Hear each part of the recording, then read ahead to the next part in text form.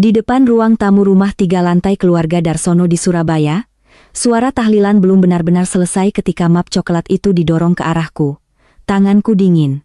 Aroma bunga melati dari foto almarhumah ibu mertua masih memenuhi ruangan, bercampur bau kopi hitam dan keringat tamu yang berdesakan sejak sore.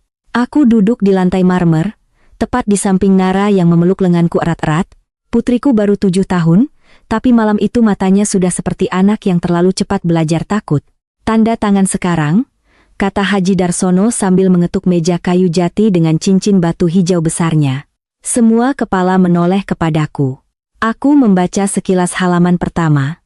Surat pengalihan hak asuh sementara atas Nara. Halaman kedua membuat napasku tercekat. Surat kuasa pengalihan aset keluarga dan saham perusahaan ekspor batik. Bapak, ini apa? Suaraku gemetar. Ini demi menyelamatkan perusahaan, jawabnya dingin. Bagas sakit, kamu tidak paham bisnis. Aku mendengar beberapa bisik-bisik dari ibu-ibu pengajian di belakang. Kak Yanti bahkan sudah menggeleng kecil sambil memandangku seperti aku pembawa sial. Saya tidak akan tanda tangan sebelum Bagas sadar. Kalimat itu keluar pelan, tapi cukup membuat ruangan mendadak sunyi. Haji Darsono berdiri. Tangannya menghantam meja begitu keras sampai gelas teh bergetar. Kurang ajar, bentaknya. Perusahaan ini hampir hancur karena kamu? Uang perusahaan hilang miliaran, dan kamu masih berani melawan? Dadaku seperti diremas, aku menoleh ke semua orang, tidak satupun wajah yang membelaku. Bahkan Randy, adik iparku yang matanya merah karena kurang tidur, menatapku sambil mencibir. Sudah tanda tangan saja, Mbak, katanya. Daripada nanti makin malu. Ponsel para tamu mulai berbunyi bersahutan. Grup WhatsApp keluarga besar aktif bersamaan. Aku melihat layar milik sepupunya Bagas, foto rekening bank, bukti transfer. Namaku. Nominal ratusan juta rupiah. Astagfirullah. Seseorang berbisik keras. Pantas saja Pak Haji marah. Aku mematung. Itu bukan transfer yang pernah kulakukan, tapi sebelum aku sempat bicara, Haji Darsono menunjuk wajahku di depan semua orang. Kalau bukan karena kasihan sama cucu saya, perempuan seperti kamu sudah saya laporkan polisi. Nara mulai menangis. Tangannya makin erat memegang bajuku. Mama bukan pencuri, suaranya kecil sekali. Tapi Haji Darsono malah menatap cucuku tajam. Nara, ikut eyang malam ini. Biar ibumu sadar diri. Aku refleks memeluk anakku. Untuk pertama kalinya sejak menikah masuk keluarga itu, aku merasa benar-benar sendirian. Tidak ada lagi almarhumah ibu mertua yang biasanya menengahi kalau bapak mulai mempermalukanku di depan keluarga besar. Tidak ada lagi suara lembut yang diam-diam menaruh lauk terbaik di piringku ketika semua orang membiarkanku makan paling akhir. Yang tersisa hanya tatapan penuh curiga. Dan rasa malu yang seperti disiram ke wajahku di depan puluhan orang. Malam itu aku pulang ke kamar dengan tangan gemetar. Dari lantai bawah masih terdengar suara tamu yang bergunjing.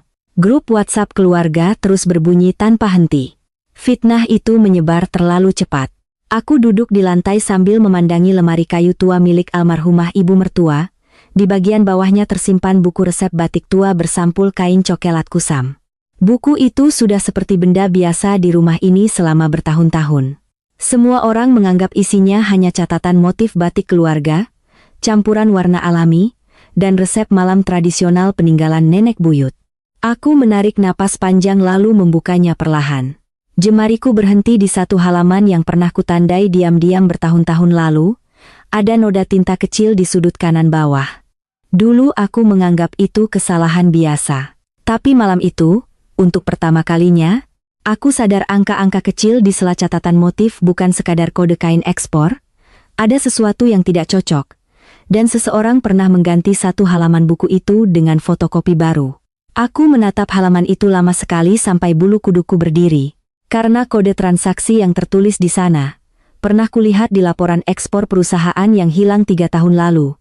Aku menikah dengan Bagas 8 tahun sebelumnya. Waktu itu aku masih staf administrasi ekspor di perusahaan batik milik keluarga mereka di Sidoarjo. Aku bukan perempuan kaya. Ayahku hanya guru pensiunan di Gresik yang sakit ginjal bertahun-tahun. Haji Darsono membantu biaya operasi ayahku ketika rumah kami hampir dijual untuk bayar rumah sakit.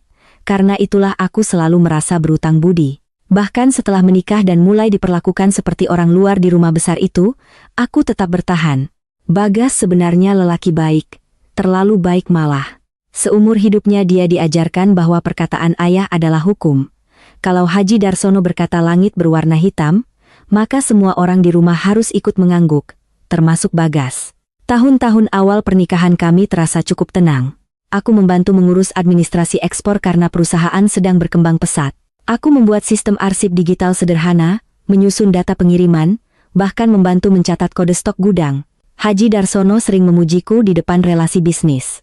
Tapi pujian itu tidak pernah berlaku di meja makan keluarga. Di sana aku tetap hanya menantu, tamu panjang, bukan pewaris. Kalimat itu selalu diucapkan sambil tersenyum tipis sebelum lauk terakhir diberikan ke piringku setelah semua orang selesai mengambil makanan. Awalnya aku menertawakan semuanya. Kupikir memang begitu budaya keluarga besar Jawa, sampai aku mulai melihat hal-hal kecil yang aneh. Salah satunya buku resep batik tua itu. Almarhumah ibu mertua sangat menjaga buku tersebut. Tidak pernah boleh dibawa keluar rumah. Kadang beliau duduk di dapur sambil membuka halaman-halamannya dan mencocokkan sesuatu dengan laporan ekspor yang kubuat. Dulu aku tidak curiga. Aku pikir beliau hanya perfeksionis soal motif batik. Tapi suatu malam, sekitar 4 tahun lalu, aku pernah memergoki beliau menangis sambil memegang buku itu. Kalau suatu hari rumah ini rusak karena uang, katanya pelan waktu itu, jangan percaya semua tanda tangan yang kamu lihat. Aku tidak mengerti maksudnya. Beliau langsung menutup buku dan tersenyum seolah tidak terjadi apa-apa. Kalimat itu baru kembali menghantuiku malam setelah tahlilan.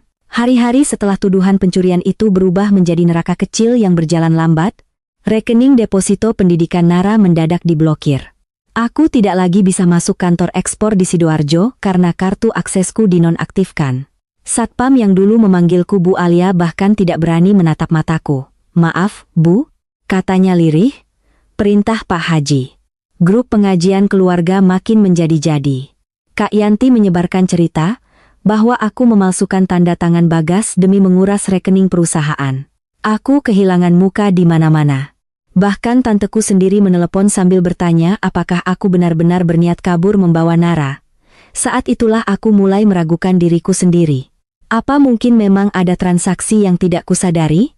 Apa mungkin seseorang memakai akses lama milikku? Aku duduk semalaman membuka laptop lama yang masih kusimpan diam-diam. Untungnya dulu aku tipe orang yang tidak pernah menghapus arsip. Folder-folder ekspor lama masih ada. Kode pengiriman. Histori login cloud perusahaan. Data transfer yang sempat kusalin sebelum resign setelah melahirkan Nara. Aku mulai mencocokkan semuanya dengan simbol-simbol di buku resep batik tua itu. Dan semakin kulihat, semakin aku sadar ada pola yang sengaja disembunyikan. Kode motif tertentu ternyata selalu muncul bersamaan dengan transaksi ekspor bernilai besar. Beberapa pengiriman bahkan tidak pernah tercatat resmi di laporan pajak perusahaan. Dadaku dingin membaca semuanya. Haji Darsono bukan cuma memindahkan aset. Ada sesuatu yang jauh lebih besar disembunyikan bertahun-tahun. "Mama," suara Nara membuyarkan pikiranku malam itu. Putriku berdiri di depan pintu kamar sambil memeluk boneka kecilnya. "Eyang bilang Mama mau masuk penjara." Tenggorokanku langsung sesak. "Siapa bilang begitu?" Tadi waktu makan, aku menatap wajah anakku, ada ketakutan yang belum pernah kulihat sebelumnya. Nara jangan percaya, tapi dia malah bertanya pelan, "Kalau Mama bukan pencuri, kenapa semua orang marah sama Mama?" Pertanyaan itu menghancurkan sesuatu dalam diriku. Aku sadar selama ini aku bertahan demi keluarga lengkap untuk Nara. Demi menjaga nama baik keluarga Bagas. Demi menghormati Haji Darsono yang pernah menyelamatkan ayahku. Tapi rumah ini perlahan membuat anakku takut memanggilku Mama. Dan aku mulai tidak bisa memaafkan itu. 2 minggu setelah tahlilan, Bagas akhirnya pulang dari klinik setelah dirawat karena tekanan darahnya jatuh. Tubuhnya lebih kurus.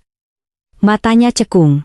Tapi yang paling menyakitkan, dia terlihat takut bicara di depan ayahnya sendiri. "Li," katanya lirih malam itu di kamar kami. "Bapak cuma mau selamatkan perusahaan." Aku tertawa kecil saking sakitnya. Dengan menuduh aku mencuri, Bagas memijat wajahnya frustasi. "Aku juga bingung. Ada transaksi atas nama kamu. Kamu percaya aku?" Dia diam terlalu lama, dan diamnya lebih menyakitkan daripada bentakan siapapun. Sejak malam itu hubungan kami berubah. Aku masih merawatnya, masih menyiapkan obatnya, tapi ada jarak yang tumbuh di antara kami, jarak yang dibangun oleh ketakutan dan kebohongan. Suatu siang ketika semua orang pergi ke pengajian, aku kembali membuka lemari almarhumah ibu mertua. Buku resep batik tua itu kembali ada di tanganku. Kali ini aku memperhatikan lebih detail. Beberapa halaman ternyata berbeda tekstur. Ada lem baru di bagian tengah jilid. Seolah seseorang pernah membongkar lalu menyusun ulang halaman tertentu. Aku memotret semuanya diam-diam. Saat membalik halaman motif parang merah, secari kertas kecil jatuh dari sela buku, hanya angka dan inisial singkat. Tapi aku langsung mengenali satu nama perusahaan cangkang yang dulu pernah muncul di dokumen ekspor lama. Perusahaan itu atas nama adik ipar Haji Darsono di Jakarta. Tanganku gemetar. Tepat saat itu terdengar suara langkah di lorong. Aku buru-buru menutup buku. Haji Darsono berdiri di depan pintu kamar, tatapannya jatuh ke buku di pangkuanku. Untuk beberapa detik kami saling diam. "Kamu masih suka mengurus hal yang bukan urusanmu," katanya datar. Aku memaksa tersenyum. "Saya cuma rindu ibu, jangan terlalu banyak membuka barang almarhumah." Ada sesuatu dalam nada suaranya yang membuat tengkukku dingin. Sebelum pergi, dia menambahkan satu kalimat yang terus terngiang di kepalaku berhari-hari. Orang yang terlalu penasaran biasanya cepat kehilangan tempat tinggal. Malam berikutnya aku diam-diam menemui Farid, mantan sopir perusahaan yang dulu dipecat mendadak. Kami bertemu di warung kopi kecil dekat gudang batik Sidoarjo. Farid terlihat gugup sejak awal. "Bu Alia, jangan libatkan saya," katanya pelan. "Saya punya anak." Aku mengeluarkan fotokopi salah satu halaman buku resep tua dan meletakkannya di meja. Wajah Farid langsung pucat. "Bapak pernah suruh saya antar map merah ke rumah Bu Mira tengah malam," bisiknya akhirnya. "Notaris keluarga itu." Napasku tertahan. "Kapan?" "Beberapa kali. Tapi terakhir, malam sebelum Mas Bagas masuk klinik." "Apa isi mapnya?" Farid menggeleng cepat. "Saya nggak lihat, tapi saya dengar Pak Randy bilang tanda tangannya sudah siap." Suara kendaraan lewat terasa jauh. Untuk pertama kalinya, potongan-potongan aneh itu mulai menyatu di kepalaku. Scan tanda tangan lama Bagas, dokumen mendadak muncul, tuduhan transfer palsu, dan sekarang notaris keluarga. Aku pulang dengan dada penuh ketakutan. Tapi di balik takut itu, ada sesuatu yang mulai hidup lagi dalam diriku. Kewaspadaan. Insting administrasi yang dulu membangun sistem perusahaan mereka dari nol. Malam itu aku membuka kembali cloud lama perusahaan menggunakan akses cadangan yang belum pernah kuhapus. Dan di sana aku menemukan histori login dari akun internal perusahaan pada jam ketika Bagas sedang dirawat di klinik. Ada file bernama revisi kuasa final. Aku mencoba membukanya. Password berubah. Tapi metadata file masih terlihat. Dibuat dari komputer kantor notaris Mira. Tepat pukul 22.13 malam, aku mendadak teringat sesuatu. Malam itu Bagas bahkan tidak memegang ponselnya karena infus dan obat penenang. Lalu siapa yang menandatangani surat kuasa itu? Dari lantai bawah terdengar suara Haji Darsono tertawa bersama beberapa tamu bisnis. Suaranya tenang, mantap. Seolah dia yakin semuanya sudah berada dalam genggamannya. Aku menatap buku resep batik tua di samping laptopku. Noda tinta di sudut halaman itu tampak lebih gelap di bawah lampu kamar. Dan saat aku membalik halaman terakhir yang tadi terasa lebih tebal, aku menemukan bekas sobekan kecil tersembunyi di dekat jilid dalam. Seolah ada halaman penting yang sengaja diambil seseorang bertahun-tahun lalu. Tepat di balik sobekan itu, ada kode angka yang baru kusadari mirip tanggal. Tanggal yang sama dengan transaksi ekspor terbesar perusahaan sebelum salah satu gudang mereka mendadak terbakar 5 tahun lalu. Aku langsung membeku ketika ponselku bergetar. Pesan masuk dari nomor tidak dikenal. Hanya satu foto. Foto map merah di kursi belakang mobil Farid. Dan caption pendek yang membuat darahku terasa berhenti mengalir. "Kalau masih mau lihat Nara tidur di rumah yang sama besok pagi, berhenti cari halaman yang hilang." Wajah Haji Darsono memang cuma berubah sepersekian detik, tapi aku melihatnya jelas. Tatapan yang biasanya tenang itu mendadak kosong sebelum kembali keras seperti batu. Semua orang di ruang tamu diam. Bahkan Kak Yanti yang paling cerewet pun berhenti menangis pura-pura.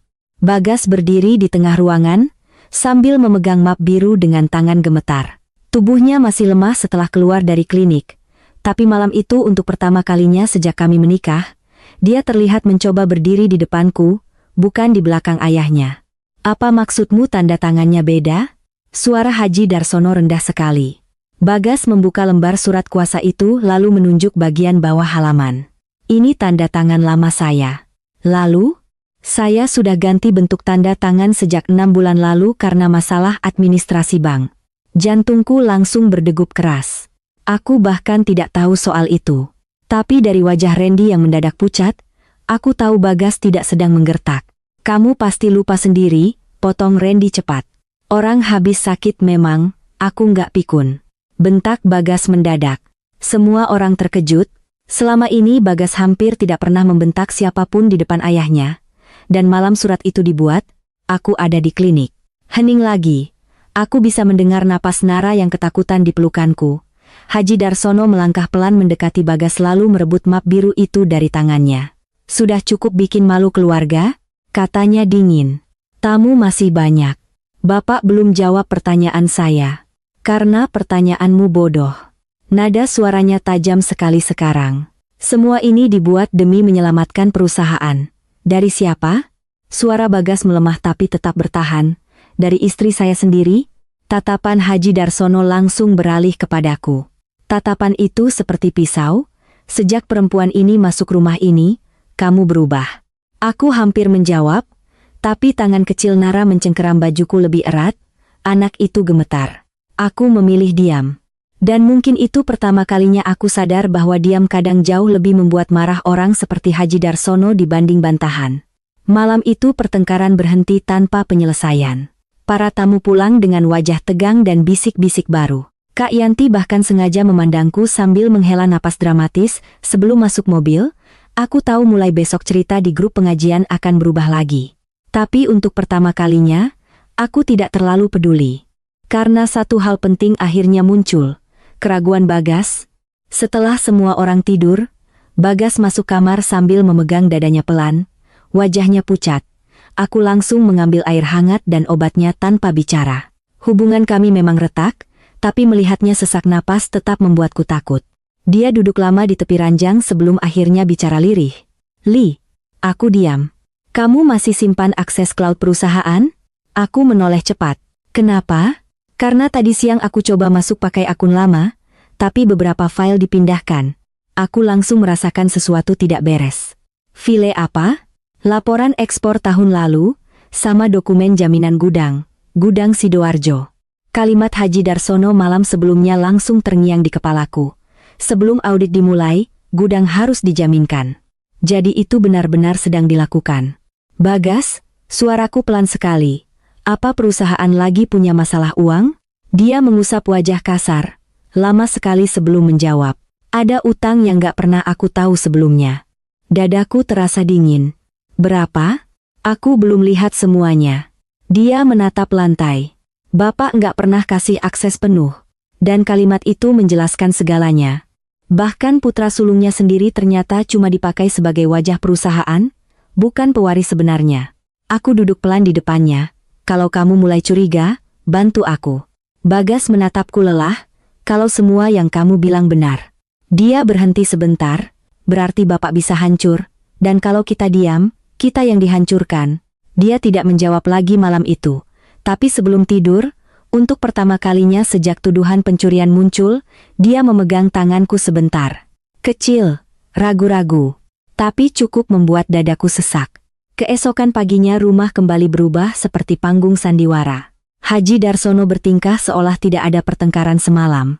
Dia bahkan menyuruh pembantu memasakkan rawon kesukaan Bagas. Tapi aku mulai melihat pola yang dulu tidak kusadari. Semua kebaikannya selalu muncul saat kontrol mulai lepas. Saat makan pagi, beliau memanggil Nara duduk di pangkuannya sambil berkata keras-keras supaya semua orang dengar, "Cucu Bapak harus pintar pilih siapa yang benar." Aku langsung melihat wajah anakku menegang. "Nara mau sama Mama," katanya kecil. Senyum Haji Darsono langsung menghilang sesaat. "Kalau Mama bikin masalah terus gimana? Mama nggak jahat," jawab Nara hampir menangis. Aku langsung berdiri membawa anakku pergi, sebelum mereka terus memainkan pikirannya. Tapi dari belakang aku masih mendengar suara Haji Darsono rendah dan dingin. "Anak kecil gampang dibentuk, jangan sampai terlambat." Sepanjang hari itu aku merasa dia mulai bergerak lebih agresif. 2 pegawai lama perusahaan mendadak datang ke rumah membawa beberapa dokumen yang katanya perlu ditandatangani Bagas. Randy mondar-mandir sambil terus menelepon seseorang. Dan yang paling membuatku tidak tenang, ruang kerja Haji Darsono sekarang selalu terkunci. Sore harinya aku akhirnya memberanikan diri membuka flash disk dari Farid. Tanganku berkeringat saat laptop mulai memutar isi file. Rekaman dashboard mobil. Waktu di pojok kanan atas menunjukkan pukul 21.58 malam. Mobil Farid berhenti di depan rumah notaris Mira. Lampu halaman menyala terang. Aku mempercepat sedikit videonya. Lalu jantungku seperti berhenti. Yang turun dari mobil hanya Randy sambil membawa map merah. Tidak ada Bagas. Tidak ada siapa-siapa lagi. Aku memutar ulang berkali-kali. Tetap sama. Dan beberapa menit setelah Randy masuk, mobil Haji Darsono muncul dari arah berlawanan. Nafasku memburu. Ini belum bukti penuh. Tapi cukup untuk menunjukkan bahwa sesuatu disiapkan diam-diam malam itu. Saat aku sedang fokus menonton video, suara pintu kamar terbuka mendadak membuatku tersentak. Bagas berdiri di sana. Wajahnya langsung berubah saat melihat layar laptop. Dia mendekat perlahan. Menonton rekaman itu tanpa bicara. Sampai video selesai. Itu malam sebelum aku masuk klinik, katanya akhirnya. Aku mengangguk. Kamu benar-benar nggak datang? Aku bahkan nggak bisa bangun dari tempat tidur. Ruangan terasa sesak. Bagas duduk pelan sambil memegang kepalanya. Ya Allah. Bisiknya lirih. Aku menunggu reaksinya. Marah. Menyangkal. Apa saja. Tapi yang muncul justru wajah hancur seorang anak yang baru sadar ayahnya mungkin sedang memanfaatkannya sendiri. Aku harus bicara sama bapak. Jangan sekarang. Dia ayahku. Dan dia baru saja mungkin memalsukan tanda tanganmu. Bagas berdiri mendadak lalu berjalan mondar-mandir gelisah. Kalau aku diam, berarti aku pengecut. Kalau kamu bicara tanpa bukti lengkap, kita habis. Dia berhenti, menatapku lama sekali. Dan akhirnya dia sadar aku benar. Orang seperti Haji Darsono tidak bisa dilawan hanya dengan emosi. Kami butuh sesuatu yang membuatnya tidak bisa bergerak. Malam itu aku mulai menyusun semua potongan data yang kupunya. History login cloud, timestamp file, rekaman dashboard Farid, dokumen bank dari Dina, dan di tengah semuanya, bayangan buku resep batik tua terus menghantui pikiranku. Buku itu kunci. Aku yakin sekali. Karena sejak awal Haji Darsono terlalu panik soal benda itu, masalahnya, sekarang buku itu ada di tangannya. 2 hari kemudian aku mendapat kabar baru yang membuat darahku dingin. Gudang batik di Sidoarjo resmi diajukan sebagai jaminan pembiayaan baru ke Bank Syariah. Aku tahu kabar itu dari Dina yang menelepon diam-diam menggunakan nomor berbeda. Bu Alia, saya nggak bisa banyak bicara, katanya cepat. Tapi nilai pembiayaannya besar sekali.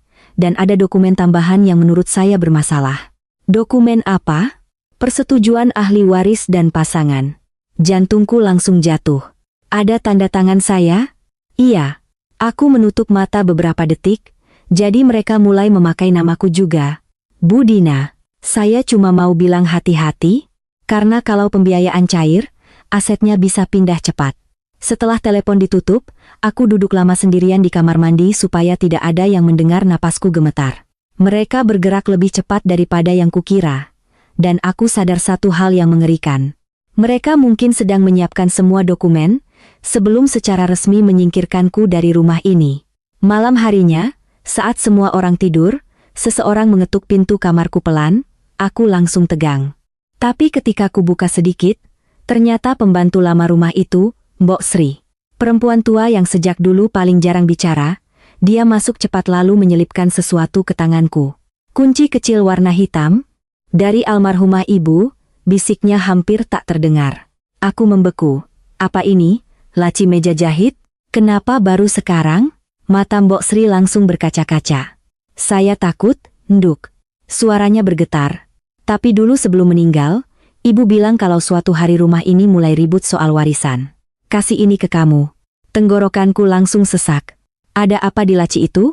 Mbok Sri menggeleng cepat. Saya nggak pernah buka. Sebelum pergi dia menggenggam tanganku erat. Jangan percaya semua orang di rumah ini. Aku menunggu hampir 1 jam sampai lorong benar-benar sepi sebelum turun ke ruang jahit lama almarhumah ibu mertua di lantai 2 belakang. Ruangan itu sudah lama tidak dipakai. Bau kain lama dan kayu lembab langsung menyambut begitu pintu dibuka.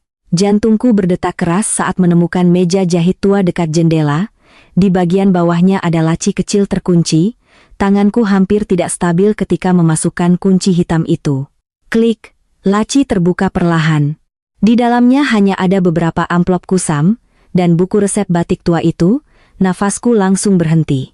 Buku itu benar-benar disembunyikan. Aku cepat-cepat mengambilnya. Tapi sebelum sempat membuka halaman pertama, mataku menangkap sesuatu lain di dasar laci, sebuah foto lama. Almarhumah ibu mertua berdiri di depan gudang Sidoarjo bersama seorang pria yang tidak kukenal.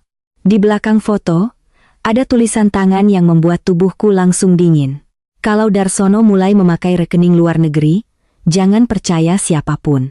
Tepat saat itu terdengar suara langkah berat mendekat dari lorong luar ruang jahit. Dan suara Haji Darsono terdengar jelas di balik pintu. Alia, kamu di dalam? Anak kecil gampang hilang kalau orang tuanya terlalu sibuk cari dokumen. Tanganku langsung dingin memegang ponsel itu. Bagas berdiri kaku di sampingku. Wajahnya pucat seperti orang yang baru melihat jurang terbuka di depan mata. Selama beberapa detik kami cuma saling menatap tanpa suara. Lalu refleks pertama kami sama. Nara. Kami berdua langsung berlari ke kamar sebelah. Putriku masih tidur meringkuk sambil memeluk boneka kecilnya. Aku hampir lemas melihatnya masih ada di sana. Aku duduk di sisi ranjang dan memeluk tubuh kecil itu terlalu erat sampai Nara terbangun sambil mengeluh pelan. Mama. Aku langsung mencium rambutnya berkali-kali. Bagas berdiri di dekat pintu sambil mengusap wajah kasar. Untuk pertama kalinya sejak semua kekacauan ini dimulai, aku melihat ketakutan yang sama besar di matanya. Bukan takut kehilangan perusahaan, tapi takut kehilangan anaknya. Malam itu kami tidak tidur. Bagas mematikan ponselnya setelah menyimpan screenshot ancaman tadi. Aku memindahkan semua dokumen, flash disk, dan buku resep batik tua ke koper kecil yang siap dibawa kapan saja. Aku bahkan menyimpan pakaian Nara diam-diam kalau sewaktu-waktu kami harus pergi dari rumah itu mendadak. Menjelang subuh, Bagas akhirnya bicara lirih sambil duduk di lantai kamar. Aku nggak kenal bapak lagi. Kalimat itu terdengar seperti pengakuan paling menyakitkan dari seorang anak. Aku memandangnya lama sebelum bertanya pelan, kamu masih mau lindungi dia? Bagas diam sangat lama, lalu akhirnya menggeleng kecil. Dan disitulah semuanya benar-benar berubah. Pagi harinya Haji Darsono bersikap seperti biasa. Bahkan terlalu tenang. Dia sarapan sambil membicarakan rencana ekspor baru ke Singapura dengan Randy, seolah semalam tidak ada ancaman terhadap cucunya sendiri. Tapi sekarang aku mulai bisa melihat sesuatu yang dulu tak kusadari. Cara Randy terus menghindari kontak mata. Cara Haji Darsono selalu bicara pelan ketika membahas rekening luar negeri. Cara setiap pembicaraan bisnis berhenti begitu aku masuk ruangan. Aku tidak lagi melihat mereka sebagai keluarga. Aku mulai melihat pola operasi. Dan semakin aku melihat, semakin jelas bahwa semuanya memang dibangun di atas rasa takut dan kontrol. Saat makan pagi, seperti biasa lauk terakhir diberikan ke piringku setelah semua orang selesai mengambil. Haji Darsono bahkan masih sempat berkata tenang, menantu itu tamu panjang. Dulu kalimat itu menyakitkan. Sekarang rasanya seperti pengakuan dosa yang terus diulangnya sendiri. Aku tidak menjawab. Tapi kali ini Bagas yang mendadak meletakkan sendoknya keras-keras. Cukup Pak. Semua orang langsung diam. Haji Darsono mengangkat alis perlahan. Apa? Berhenti ngomong begitu ke Alia. Ruangan terasa membeku. Kak Yanti yang baru datang bahkan langsung menahan napas. Randy menatap kakaknya seperti tidak percaya. Dan aku sendiri hampir lupa bagaimana rasanya dibela suamiku di depan keluarga itu. Haji Darsono tersenyum tipis, tapi matanya berubah dingin. Kamu sakit, Bagas, jangan emosional. Saya sehat cukup untuk tahu mana yang benar. Kalimat itu kecil, tapi cukup membuat suasana sarapan berubah jadi medan perang diam-diam. Sejak pagi itu, tekanan terhadapku makin terbuka. Kak Yanti mulai terang-terangan menyebarkan cerita bahwa aku mencuci otak Bagas demi menguasai warisan. Di grup pengajian, namaku dipakai sebagai contoh perempuan yang terlalu ambisius.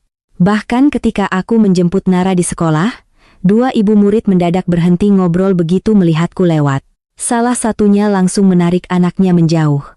Aku merasakan tatapan mereka di punggungku sepanjang jalan menuju mobil. Dan untuk pertama kalinya dalam hidupku, aku benar-benar merasa dikucilkan secara terbuka.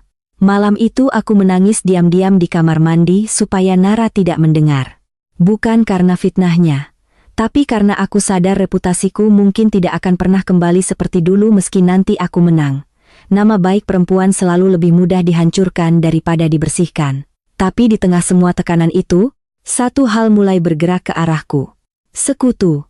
2 hari setelah ancaman terhadap Nara, Dina menelepon dengan suara sangat tegang. "Bu Alia, saya rasa ibu harus cepat." "Kenapa?" "Ada perpindahan dana besar malam ini." Aku langsung duduk tegak. "Kemana?" "Rekening luar negeri." Nafasku tercekat. "Bisa dibuktikan?" "Kalau resmi saya nggak bisa kasih data."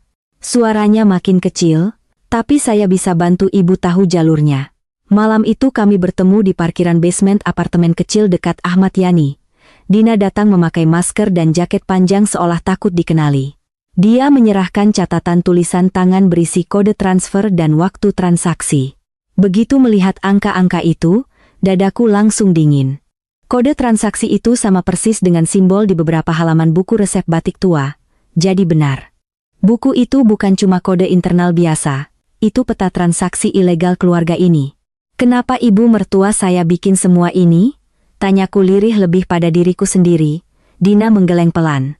"Mungkin beliau nggak bikin, mungkin beliau cuma menyimpan." Kalimat itu langsung mengubah cara pandangku. Selama ini aku mengira almarhumah ibu mertua ikut terlibat. Tapi bagaimana kalau sebenarnya beliau menyimpan catatan itu sebagai perlindungan? Sebagai bukti kalau suatu hari semuanya meledak? Perjalanan pulang malam itu terasa aneh. Untuk pertama kalinya, aku tidak hanya merasa sedang melawan mertua sendiri. Aku seperti sedang membongkar sistem yang sudah berjalan diam-diam bertahun-tahun. Dan sistem itu ternyata jauh lebih besar daripada sekadar perebutan rumah atau saham. Sesampainya di rumah, aku mendapati Bagas duduk sendirian di ruang kerja kecil kami sambil memegang beberapa dokumen lama. Wajahnya kusut. "Aku nemu sesuatu," katanya pelan. Dia menyerahkan map tipis berisi laporan audit internal 3 tahun lalu. Ada satu halaman yang dicoret tinta hitam tebal. Tapi di bawah coretan itu masih samar terlihat nama perusahaan luar negeri yang sama dengan catatan Dina. "Ini pernah diaudit?" tanyaku cepat. Bagas mengangguk pelan, tapi mendadak ditutup. "Siapa yang nutup?" Dia tertawa pahit. "Menurutmu?" Aku memejamkan mata sebentar. Semakin banyak bukti muncul, semakin aku sadar Haji Darsono sudah lama hidup dalam kebohongan besar. Dan lebih parah lagi, seluruh keluarga dipaksa ikut menjaga kebohongan itu demi nama baik. 3 hari kemudian Farid berhasil mendapatkan sesuatu yang sejak awal kami cari. Rekaman CCTV parkiran kantor notaris Mira. Kami bertemu di musyalah kecil dekat terminal Bungurasih karena Farid terlalu takut datang ke rumah lagi. Tangannya gemetar saat menyerahkan harddisk kecil padaku. "Saya nggak bisa lama-lama, Bu," katanya buru-buru. "Ada orang ngikutin saya 2 hari ini." Aku langsung sadar risiko yang sedang kami ambil makin besar. "Farid, kalau terlalu bahaya, saya udah terlanjur masuk." Dia tersenyum pahit. "Lagi pula saya capek hidup takut sama keluarga itu." Kalimatnya membuatku diam. Kami akhirnya memutar rekaman itu di laptop tua milik Farid di dalam mobil. Kamera parkiran menunjukkan malam penandatanganan surat kuasa. Jam berjalan jelas di pojok layar. Mobil Randy masuk. Mobil Haji Darsono masuk. Bahkan Mira terlihat keluar menyambut mereka.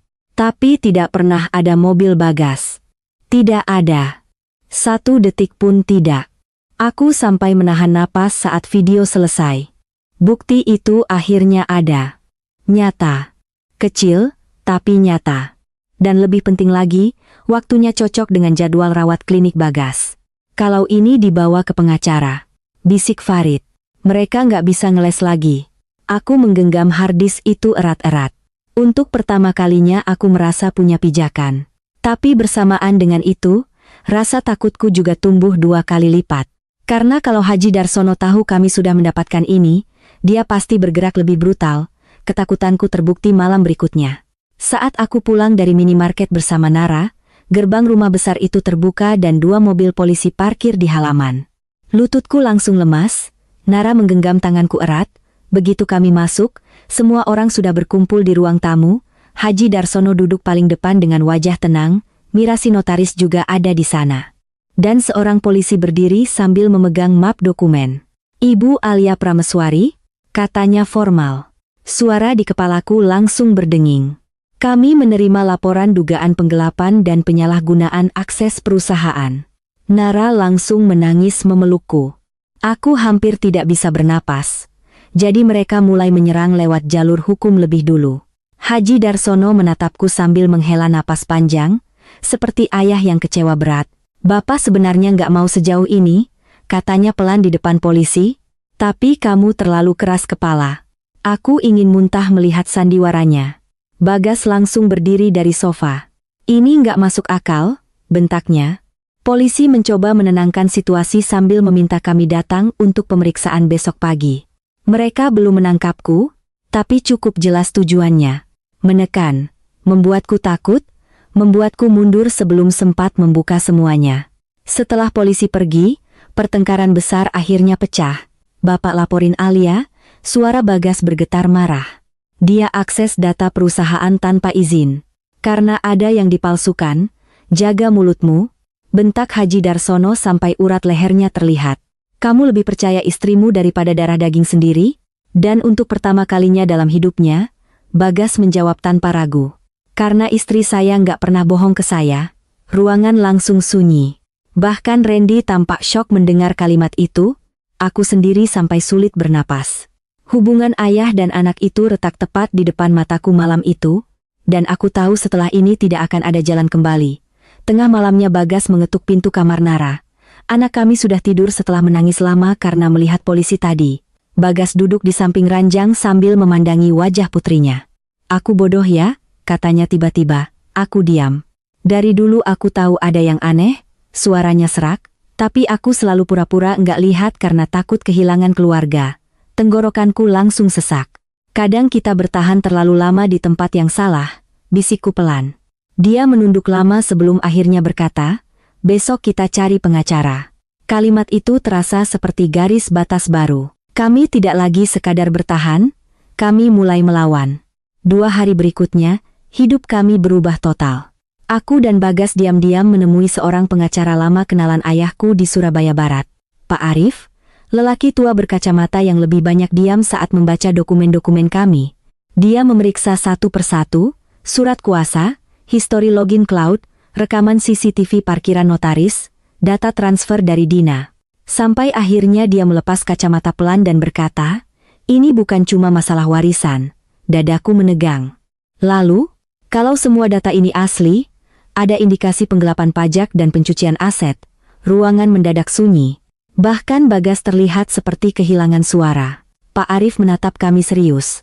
Dan lawan kalian bukan cuma keluarga sendiri, tapi sistem bisnis yang dibangun bertahun-tahun. Aku menggenggam buku resep batik tua di dalam tasku erat-erat. Untuk pertama kalinya aku sadar kenapa almarhumah ibu mertua menyimpan semuanya diam-diam. Karena rahasia ini terlalu besar untuk dibongkar sembarangan. Apa yang harus kami lakukan? Tanyaku akhirnya. Pak Arif menarik napas panjang. Jangan lapor polisi dulu. Aku dan Bagas langsung saling pandang. Kalau mereka sempat memindahkan aset, kalian kalah sebelum mulai.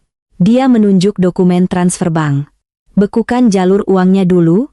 Ajukan audit forensik, tahan perpindahan saham dan jaminan gudang, strategi, bukan emosi, dan untuk pertama kalinya sejak semua ini dimulai, aku merasa punya arah. Seminggu setelah itu kami mulai bergerak diam-diam, Pak Arif mengurus permintaan audit dan penangguhan perpindahan aset.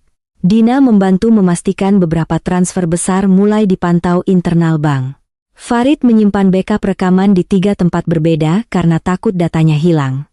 Bahkan Bagas akhirnya membuka akses penuh email perusahaan lama kepadaku.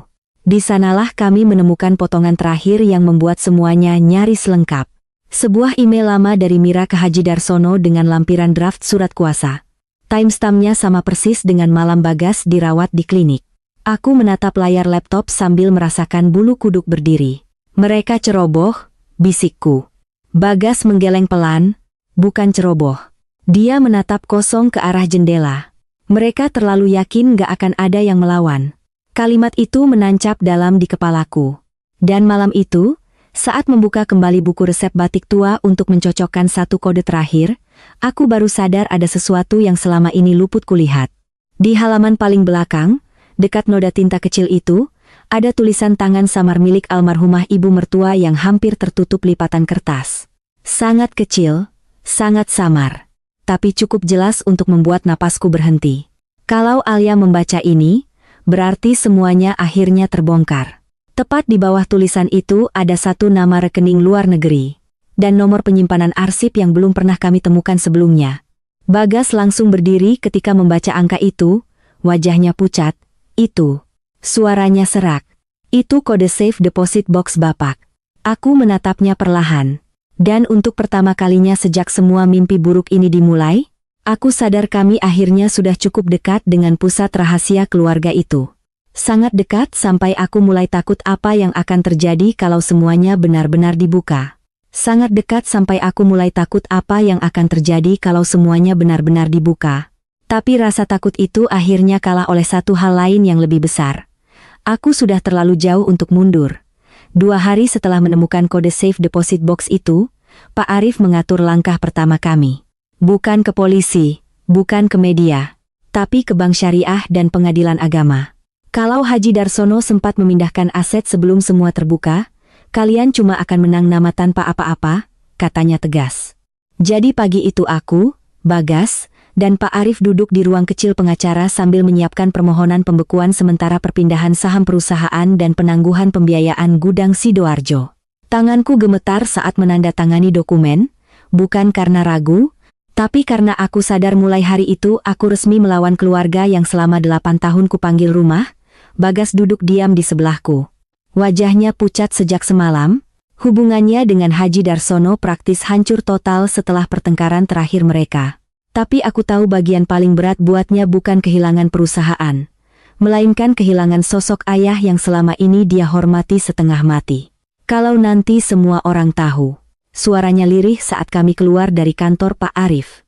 Aku menatap jalanan Surabaya yang panas dan macet di depan kami. Mereka memang harus tahu. Bagas memejamkan mata sebentar. Dan untuk pertama kalinya, dia tidak membela ayahnya lagi. Siang itu kami menuju bank untuk menyerahkan permohonan resmi penundaan pencairan pembiayaan gudang. Dina sudah menunggu di dalam dengan wajah tegang. Dia tidak banyak bicara, hanya membantu memastikan semua dokumen diterima bagian legal bank. Tapi sebelum kami pergi, dia mendekat pelan dan berbisik, "Pihak keluarga sudah mulai panik." Aku langsung menoleh. "Kenapa?" "Semalam ada permintaan mendadak untuk mempercepat pencairan." Jantungku langsung berdetak lebih cepat. Mereka memang sedang buru-buru menutup jalur uang sebelum semuanya runtuh. Dan itu berarti langkah kami mulai mengenai sasaran. Sore harinya rumah besar itu terasa seperti medan perang diam-diam. Haji Darsono sudah tahu soal penangguhan aset. Aku bisa melihatnya dari cara semua orang menghindari tatapanku. Randy mondar-mandir sambil menelepon tanpa henti. Kak Yanti datang dengan wajah penuh drama lalu sengaja bicara keras di ruang tamu supaya aku mendengar. Kalau keluarga sendiri dibawa ke jalur hukum, itu namanya nggak punya adab. Aku melewati mereka tanpa menjawab. Tapi tepat saat aku hampir naik tangga, Haji Darsono memanggil namaku pelan, "Alia." Aku berhenti. "Kamu masih bisa berhenti sekarang." Aku menoleh perlahan. Tatapannya tajam tapi suaranya justru terlalu tenang. Dan aku mulai sadar orang paling berbahaya bukan yang berteriak, tapi yang masih bisa bicara pelan saat hidupnya mulai runtuh. "Bapak takut?" tanyaku akhirnya. Untuk pertama kalinya sejak semua ini dimulai, senyum tipis di wajahnya benar-benar hilang. "Kamu nggak tahu apa yang sedang kamu buka. Kalau memang benar, kenapa harus takut dibuka?" Hening sesaat, lalu dia tertawa kecil. Tapi tawa itu terdengar kosong, karena orang seperti kamu nggak ngerti bagaimana dunia bisnis berjalan. Aku mendekat satu langkah. Atau mungkin selama ini saya terlalu percaya sama keluarga sendiri. Tatapan kami saling bertabrakan beberapa detik, dan di detik itu aku sadar sesuatu. Haji Darsono tidak pernah benar-benar menganggapku bodoh. Dia justru takut karena aku terlalu tahu. Malam itu aku membuka kembali buku resep batik tua di kamar sambil mencocokkan nomor safe deposit box dengan catatan transfer luar negeri. Noda tinta kecil di halaman belakang tampak makin jelas di bawah lampu. Aku menyentuh halaman kusam itu perlahan. Dulu aku selalu menganggap buku ini simbol warisan keluarga, Sekarang rasanya seperti makam rahasia yang disimpan almarhumah ibu mertua untuk melindungi seseorang di masa depan. Dan orang itu ternyata aku. 2 hari kemudian kami akhirnya membuka safe deposit box tersebut dengan bantuan surat pendamping hukum dari Pak Arif. Aku hampir tidak bisa bernapas saat kotak besi kecil itu dibuka di ruang privat bank. Isinya tidak banyak, beberapa flash disk lama, dokumen transaksi luar negeri, fotokopi paspor, dan 1 map merah. Map merah yang langsung dikenali Bagas dari cerita Farid, tangannya gemetar ketika membukanya. Di dalamnya ada salinan surat kuasa palsu atas namanya lengkap dengan scan tanda tangan lama yang digunakan Mira. Tapi bukan itu yang membuat kami membeku. Ada daftar rekening perusahaan cangkang di Singapura dan Malaysia dengan nama penerima yang semuanya terhubung ke jaringan bisnis keluarga Haji Darsono. Bahkan ada catatan pembayaran pajak ekspor yang sengaja dipisahkan dari laporan resmi perusahaan. Ya Allah, suara Bagas nyaris tidak keluar. Aku sendiri merasa mual membaca semuanya. Ini jauh lebih besar daripada manipulasi warisan. Perusahaan keluarga mereka selama bertahun-tahun ternyata dipakai menyembunyikan aset dan penggelapan pajak. Dan yang paling menghancurkan, di bagian paling bawah map merah ada 1 lembar surat tulisan tangan almarhumah ibu mertua. Kalau dokumen ini dibuka, berarti Darsono sudah kehilangan dirinya sendiri. Air mataku langsung jatuh tanpa bisa kutahan. Selama ini beliau tahu. Dan beliau menyimpan semua ini diam-diam sambil hidup bertahun-tahun di rumah yang penuh kepalsuan. Ibu nyiapin semua buat jaga kita, bisik Bagas dengan suara hancur. Aku menggenggam surat itu erat-erat. Untuk pertama kalinya sejak beliau meninggal, aku merasa benar-benar mendengar suaranya lagi. Hari mediasi di Pengadilan Agama Surabaya datang lebih cepat dari yang kubayangkan. Ruangan mediasi itu dingin dan terlalu terang. Perwakilan bank hadir. Mira si notaris duduk dengan wajah pucat. Haji Darsono datang memakai batik gelap favoritnya seolah masih kepala keluarga yang paling terhormat di ruangan itu. Kak Yanti bahkan sempat menangis di luar ruangan sambil bilang keluarga kami dipermalukan menantu sendiri. Aku mendengarnya, tapi kali ini tidak ada lagi rasa malu. Yang tersisa cuma lelah. Nara tidak kubawa, aku tidak mau anakku melihat kehancuran keluarganya sendiri.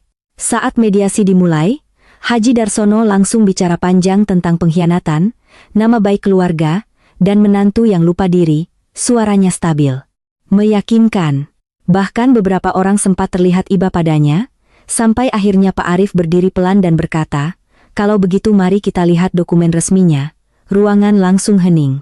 1 persatu bukti mulai dibuka. Histori login cloud perusahaan yang menunjukkan draft surat kuasa dibuat dari komputer kantor notaris saat Bagas dirawat di klinik. Rekaman CCTV parkiran yang memperlihatkan Bagas tidak pernah datang malam itu. Data rawat klinik lengkap dengan jam ponselnya nonaktif. Wajah Mira mulai pucat saat timestamp ditampilkan di layar. Bibirnya gemetar. Saya hanya mengikuti dokumen yang diberikan. Haji Darsono langsung menoleh tajam ke arahnya. Dan untuk pertama kalinya aku melihat Mira ketakutan bukan sebagai notaris, tapi sebagai orang yang sadar dirinya akan ditinggalkan sendirian saat semuanya jatuh. Tapi puncaknya belum datang. Pak Arif menyerahkan buku resep batik tua ke meja mediasi. Semua orang langsung terlihat bingung. Bahkan Haji Darsono sempat tersenyum kecil meremehkan. Buku resep, katanya sinis. Sekarang kalian mau pakai dongeng? Tanganku dingin saat membuka halaman-halaman yang selama berbulan-bulan ku pelajari diam-diam. Aku menunjuk kode-kode transaksi yang cocok dengan data transfer luar negeri dan pengiriman ekspor. Lalu halaman dengan noda tinta kecil itu kubuka perlahan. Kode ini, suaraku gemetar tapi jelas, selalu muncul sebelum dana dipindahkan ke rekening perusahaan cangkang. Perwakilan bank mulai saling melihat. Pak Arif kemudian mengeluarkan dokumen safe deposit box, daftar rekening luar negeri, transfer yang tidak masuk laporan pajak resmi, dan surat tulisan tangan almarhumah ibu mertua. Wajah Haji Darsono akhirnya berubah, bukan marah lagi. Tapi seperti seseorang yang sadar dinding tempatnya berdiri mulai runtuh sedikit demi sedikit. Itu fitnah, bentaknya tiba-tiba. Perempuan ini memanipulasi semuanya. Tapi sebelum dia selesai, suara lain mendadak terdengar. Bukan Bu Alia yang suruh. Semua kepala langsung menoleh. Randy berdiri di dekat pintu dengan wajah hancur. Matanya merah. Tubuhnya gemetar. Aku bahkan sempat berpikir dia mabuk, tapi lalu dia menatap ayahnya sendiri dan berkata pelan, saya yang bikin perusahaan cangkang itu. Ruangan langsung pecah oleh suara gaduh. Haji Darsono berdiri mendadak.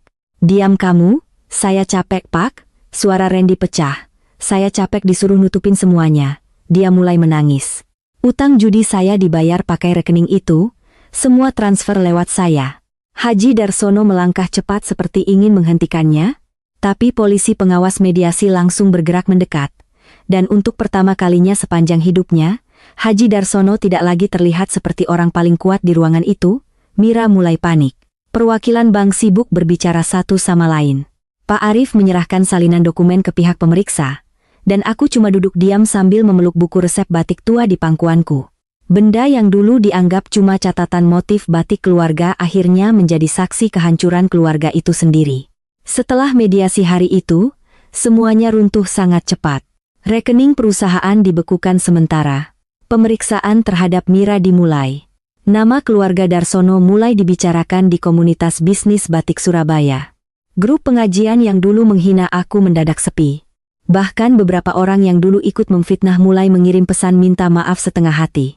Tapi anehnya, tidak ada rasa puas dalam diriku. Yang ada cuma kosong. Bagas resmi memutus hubungan bisnis dengan ayahnya. Tapi hubungan mereka sebagai ayah dan anak juga ikut hancur. Aku beberapa kali melihatnya duduk lama sendirian di teras belakang rumah seperti orang kehilangan arah hidup, dan mungkin memang itu yang terjadi. Kami akhirnya memenangkan hak asuh penuh atas Nara. Deposito pendidikan anakku dibuka kembali. Bagian saham yang secara hukum menjadi hak Bagas dan Nara dipulihkan. Tapi aku sudah terlalu lelah untuk tinggal di rumah itu lebih lama. 3 bulan setelah mediasi, aku memilih menjual bagianku dan pindah ke Malang bersama Nara. Rumah kecil kami jauh dari kemewahan rumah keluarga Darsono. Tidak ada marmer, tidak ada ruang tamu besar, tidak ada orang yang sibuk menjaga gengsi keluarga. Tapi untuk pertama kalinya setelah bertahun-tahun, aku bisa tidur tanpa takut ada yang membuka pintu kamar tengah malam. Aku membuka studio batik kecil memakai resep asli almarhumah ibu mertua. Resep yang benar-benar tentang warna, kain, dan warisan. Bukan kode transaksi ilegal. Nara perlahan mulai tertawa lagi. Meski kadang dia masih takut kalau mendengar suara laki-laki membentak terlalu keras. Trauma itu belum hilang sepenuhnya. Dan mungkin tidak akan pernah benar-benar hilang. Bagas sesekali datang membantu studio kecil kami.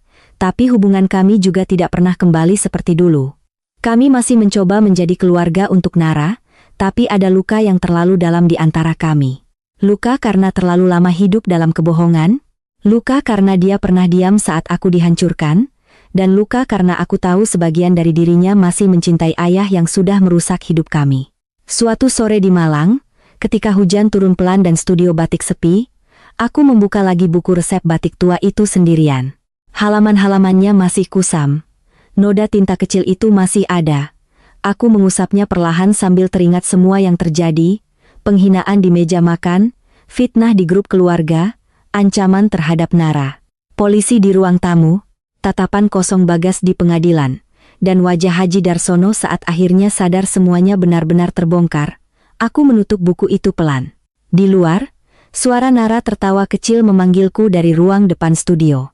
Dan untuk pertama kalinya setelah semua kehancuran itu, aku sadar satu hal sederhana. Aku memang kehilangan banyak hal. Harga diri, masa muda, rasa percaya pada keluarga. Tapi aku tidak lagi hidup sebagai tamu panjang di rumah orang lain. Meski begitu, setiap kali melihat noda tinta di halaman terakhir buku resep tua itu, dadaku tetap terasa sesak, karena orang yang paling menghancurkan hidupku, dulu pernah kupanggil Bapak.